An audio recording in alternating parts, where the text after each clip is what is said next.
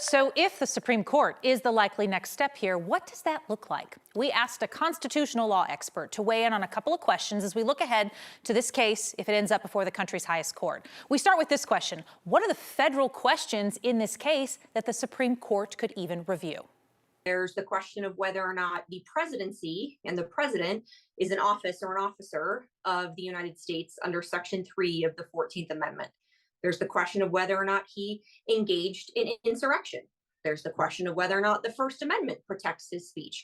All of those are federal questions that the U.S. Supreme Court can reach. The Colorado court determined Donald Trump was disqualified from the primary ballot because he engaged in an insurrection.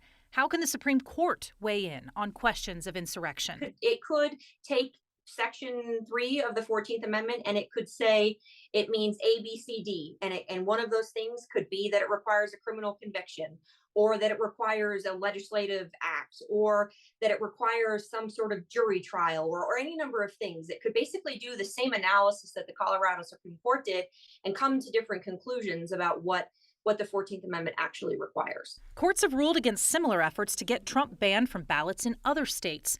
So what does this decision out of Colorado mean now? There are a couple of states that have reached kind of similar questions, but no state has gone as far as the Colorado Supreme Court has gone. So I'm interested to see what other states do with the Colorado Supreme Court's opinion, and if we see follow-on lawsuits, challenges, opinions in the next few weeks, months, that type of thing. I also asked Smith how fast this moves. She said she expects Trump's legal team to petition the Supreme Court in a matter of days if they haven't drafted most of that already. But Kyle, there's also another option.